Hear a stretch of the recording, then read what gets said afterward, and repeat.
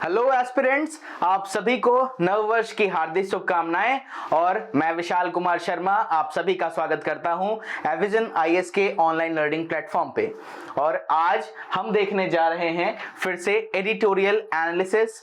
Topic क्या होगा, किस चीज पे वीडियो होगा, जैसे जैसे हम वीडियो में प्रोसीड करेंगे वैसे वैसे हम देखते जाएंगे। लेकिन तब तक के लिए मैं आशा करता हूं कि आप सभी की प्रिपरेशन जो है बिल्कुल माउंटेन के लेवल पे चल रही होगी, बल्कि ऊपर जाना है। ठीक है, sky is the limit, sky को क्रॉस कर जाइए और प्रिपरेशन ऐसी करती रहिए कि किसी भी तरह से किसी भी जगह पे एग्जाम में आप अटके नहीं और आप इस बार वो आईएएस की चेयर जो आपने मन में ठान रखी है, जो सपने आप देखते हैं कि लाल बत्ती गाड़ी से उतर रहे हैं, हर तरफ गाड़ियां हैं, आपके लिए 4-4 सिक्योरिटी गार्ड हैं और जहां जा रहे हैं तो लोग आपको देख रहे हैं, आपके सम्मान कर रहे हैं, उन सभी चीजों को पाने के लिए मेहनत करते रहना है। तो मेहनत से पीछे मत हटिए। चलिए शुरू करते हैं।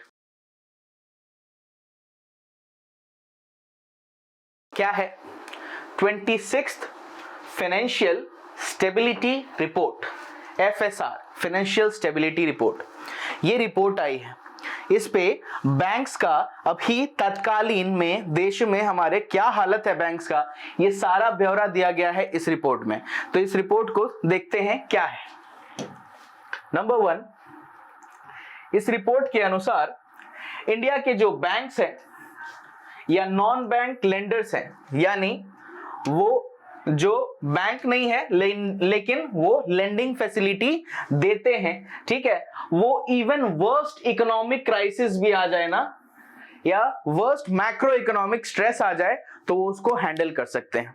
यानी हमारे बैंक्स और जो नॉन बैंक एंटिटी जो बेसिकली लेंडिंग फैसिलिटी देते हैं, वो इतनी क्षमता है उनमें कि अगर ऐसे कोई सिचुएशन आ जाए, इतना कोई वर्स्ट सिचुएशन आ जाए, इकोनॉमिक क्राइसिस की सिचुएशन आ जाए, तो भी उस चीज को, उस प्रेशर को वो झेल सकते हैं। बहुत बड़ी बात है उस देश के लिए जहां एनपीओ को लेके कंटिन्यू समस्या चल रही थी कि क्या होगा, बैंक्स हमारे जो हैं उनको मर्जर किया जा रहा था। कंटिन्यू हम देख रहे थे कि बैंक में सरफासी एक्ट, तो कभी आपका कोई ना कोई एक्ट के थ्रू हम बैंक को क्या कर रहे थे, बैंक में कंटिन्यूअसली चेंजेस ला रहे थे।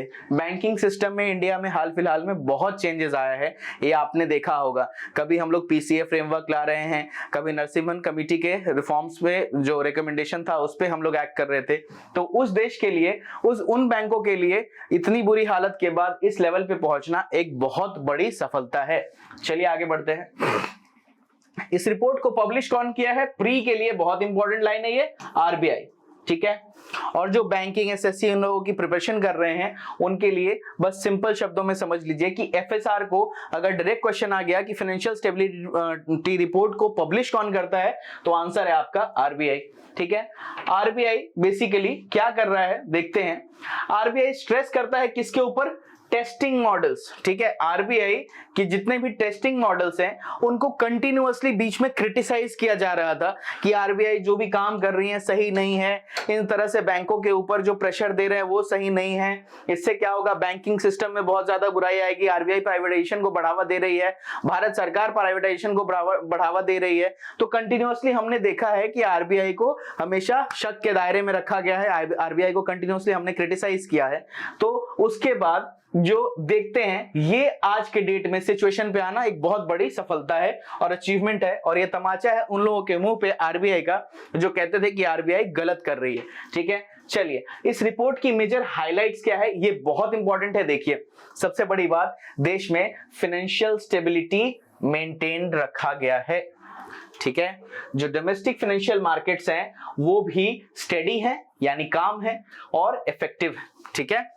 स्टेडी है, स्थिर है, किसी भी तरह का कोई ऐसा हम ये नहीं देख रहे हैं कि एक ही दिन में मार्केट ऐसे चला गया, दूसरे दिन में मार्केट ऐसा आ गया, यानी एक लेवल पे चल रहा है कि मार्केट हाँ ऐसे ही ऐसे चल रहा है और यही चलना चाहिए, ठीक है। बैंकिंग सिस्टम काफी स्टेबल है और वेल कैपिटलाइज्ड है, यानी जो capital risk to asset ratios और दुनिया भर का हम लोगों ने देखा है कि बैंक को मेंटेन करना पड़ता है, बेसल नॉर्म्स के अकॉर्डिंग चलना पड़ता है, वो सारा चीज बैंकिंग सिस्टम हमारा फॉलो कर रही है और बैंकिंग सिस्टम बिल्कुल स्टेबल है, वेल कैपिटलाइज्ड है, यानी CRAR, capital risk to asset ratio वगैरह सब कुछ जो है इनका सही है। नेक्स्ट, जो नॉन बैंकिंग फाइनेंशियल इंडस्ट्री है, इसने भी इस डिफिकल्टीज के सिचुएशन में परसिवरेंस दिखाई है, कंटिन्यू लगे रहे हैं और लगे रहने वालों को ही सफलता मिलती है और इसीलिए ये भी काफी अच्छा परफॉर्म कर रहे हैं। सितंबर 2023 तक बैंक्स के पास एडिक्वेट कैपिटल होगा ताकि वो अपने रेशियो को मिनिमल थ्रेशोल्ड पे रख सकें, जो बेसल कमिटी ने बेसल रिफॉर्म्स में बेसिकली बताया गया है। अच्छा, हम लोग बेसल बार बार कर रहे हैं, याद रखिएगा। जैसे इंडिया में हर बैंक्स का, जितने भी बैंक है सबका एक हेड है जिसका नाम आरबीआई है, वैसे ही जितने भी आपके सेंट्रल बैंक्स है सबका एक हेड है जो है आपका स्विट्जरलैंड में बैठती है और ये बेसल स्विट्जरलैंड नाम का एक शहर है। ठीक है, स्विट्जरलैंड में बेसल नाम का एक शहर है और यहां से ये रिफॉर्म्स आते हैं, याद रखिएगा। तो इस कमेटी के अनुसार जो भी आपको सीआरएआर रखना है, capital risk to asset ratio, उसके बाद कितना कैपिटल आपको रखना है, ये सारा चीज दिया हुआ है और 2023 तक हम उस कैपिटल थ्रेशोल्ड पे जो हमारी बैंकिंग सिस्टम है पहुंच जाएगी। नेक्स्ट, और क्या है, क्योंकि लोन एक्टिविटी बढ़ी है इसीलिए कैपिटल एडिक्वेसी रेशियो में जो है कमी आई है और इस कारण क्या हुआ, risk to weighted asset ratio जितना भी था वो सब कोई हमारे कंट्रोल में आया है। ठीक है, ये एक इंपॉर्टेंट चीज है कि हमारा कैपिटल एडिक्वेसी रेशियो जो है वो कम हुआ है। नेक्स्ट, ये भी एक अच्छा पॉइंट है कि एफएसआर में कैपिटल एडिक्वेसी रेशियो आपको कम देखने को मिला है। ये आपसे डायरेक्टली यूपीएससी प्री में पूछा जा सकता है एक स्टेटमेंट के तौर पे। दूसरा, एनपीए में कमी आई है दोस्तों। एनपीए पिछले 7 साल के सबसे लो पे है, यानी 5% पे। इसका कारण क्या है, स्लिपेजेस में कमी आई है, राइट ऑफ में बेसिकली बढ़त हुई है और लोन ग्रोथ हुआ है, जिस कारण एनपीए में कमी आई है। वही बैंक्स जो एनपीए से परेशान थे, ठीक है, ट्विन बैलेंस शीट प्रॉब्लम, ठीक है, twin balance sheet syndrome TWS का प्रॉब्लम देखने को मिलता था, आज देखिए एनपीए में काफी इंप्रूवमेंट है, एनपीए में बहुत ज्यादा इंप्रूवमेंट है।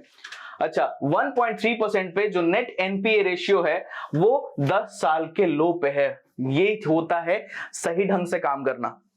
एनपीए आपका यानी नॉन परफॉर्मिंग एसेट्स, ठीक है, वो एसेट जैसे जब 90 दिन के बाद हो जाता है, जहां से लोन का हमें इंस्टॉलमेंट आना बंद आ जाता है, वो एनपीए की कैटेगरी में डाल देते हैं। उसके बाद एनपीए के बहुत सारे कैटेगरीज हैं जो हम किसी और वीडियो में डिस्कस कर लेंगे। तो याद रखिए सिंपली कि अगर किसी को लोन दे रखा है, वहां से जो इंस्टॉलमेंट है अगर वो आना बंद हो जाए तो उसको हम नॉन परफॉर्मिंग एसेट में डाल देते हैं। कि ऐसा एसेट क्या, जैसे देखिए थोड़ा सा इसको बेसिक समझिए कि जहां से आपको पैसा मिलने की उम्मीद है, ठीक है, जहां से पैसा मिलने की उम्मीद है वो होता है मेरा डेटर, ठीक है, जिसको पैसा देना होता है वो हमारा कहलाता है क्रेडिटर, ठीक है, हमें उसको पैसा देना है तो वो हमारे लिए क्रेडिटर हुआ और जिससे पैसा मिल रहा है यानी हमारा डेटर हुआ। ठीक, डेटर हमारा एसेट हुआ यानी उससे हमको पैसा मिल रहा है यानी मेरा वो एसेट है और ये हमारी लायबिलिटी है कि हमें इतना पे करना है। तो बस यही चीज है कि बेसिकली बैंक का एसेट जो है वो बेहतर हो रहा है और जब भी एसेट बेहतर होगा तो याद रखिएगा कि बैंक्स का परफॉर्मेंस बढ़ेगा क्योंकि प्रॉफिट बढ़ रही है ultimately. Next, banks will be permitted to have their common equity tier capital ratio higher than required 8% minimum level। ये भी अलाउ कर दिया गया है बैंक को ताकि फंक्शनिंग सही से चलती रहे। और बैंक की नेट प्रॉफिट इंक्रीज हुई है बाय 41% और नेट इंटरेस्ट इनकम भी इंक्रीज हुई है बाय 10%। तो ये हालत है और एफएसआर जो है आपका इस बार इतना बेहतरीन आया है कि आप कह सकते हैं कि बैंकिंग सिस्टम में काफी अच्छे इंप्रूवमेंट्स हुए और जितने भी कदम भारत सरकार ने उठाए हैं वो सभी बैंकिंग सिस्टम के लिए काफी ज्यादा फायदेमंद साबित हुए हैं। इसके बाद भी कुछ चैलेंजेस हैं जो आपको एग्जाम में लिखने पड़ेंगे। अगर मेंस में क्वेश्चन आता है तो ये लिख दीजिएगा, आपको काफी फायदा होगा। देखिए, जैसे दूसरी इकोनॉमीज बढ़ रही है वैसे इंडिया भी बढ़ रही है और इंडिया के पास कुछ हजार्ड्स हैं यानी चैलेंजेस हैं जो हम लोग फेस करते हैं। जैसे कॉस्ट ऑफ बोरोइंग जो है वो बढ़ गई है, फाइनेंशियल डिस्ट्रेस होता रहता है, इन्फ्लेशन का रेट बढ़ता जा रहा है, उसके बाद कमोडिटीज की जो प्राइसिंग है वो काफी वोलेटाइल है, अप डाउन चलता रहता है, तो इस कारण भी दिक्कत होती है। दूसरी बात कि करेंसी डेप्रिसिएशन हमारा चलते रहता है जिस कारण करेंसी का वैल्यू गिर जाता है। तो अगर आप लोन देते हैं तो बेसिकली आपके लिए लोन जो अगर आपका एसेट है उसके लिए वो चीज सस्ता पड़ता है, आपको मिलने वाले पैसे की वैल्यू कम हो जाती है, ठीक है। और कैपिटल आउटफ्लोज आपका बेसिकली क्या होता है कि और ज्यादा बढ़ जाता है। तो इस कारण क्या होता है कि ये सब चैलेंजेस है हमारी बैंकिंग सिस्टम के आगे। क्या करना चाहिए, ये काफी जरूरी है कि हम अपने डोमेस्टिक इकोनॉमी को प्रोटेक्ट करें, ठीक है, और फाइनेंशियल सिस्टम को भी प्रोटेक्ट करें, ताकि क्या होगा, जितने भी वल्नरेबिलिटीज आएंगी, ठीक है, वो एक्यूमुलेट ना हो पाए, ठीक है, और उसको कम से कम रखा जा सके, और जितना भी फाइनेंशियल मार्केट का चेंजेस है वो स्मूथली फंक्शन हम लोग कर पाए उसके अकॉर्डिंग, और ताकि हमारा मैक्रो इकोनॉमिक स्टेबिलिटी इस डिफिकल्ट क्लाइमेट में भी सही तौर पे चल पाए। तो आज का वीडियो इसी पे रिगार्डिंग था, इसी पे बेस्ड था। तो आशा करता हूं कि वीडियो अच्छा लगा होगा। अगर कोई डाउट हो तो आप कमेंट बॉक्स में हमें पूछ सकते हैं, हम जरूर रिप्लाई करेंगे। अगर वीडियो अच्छी लगी हो तो ही अपने दोस्तों को भी फॉरवर्ड करिए, और जो भी फेलो एस्पिरेंट्स हैं उनको भी बढ़ा दीजिए, ताकि उनको भी सीखने को मिले। धन्यवाद।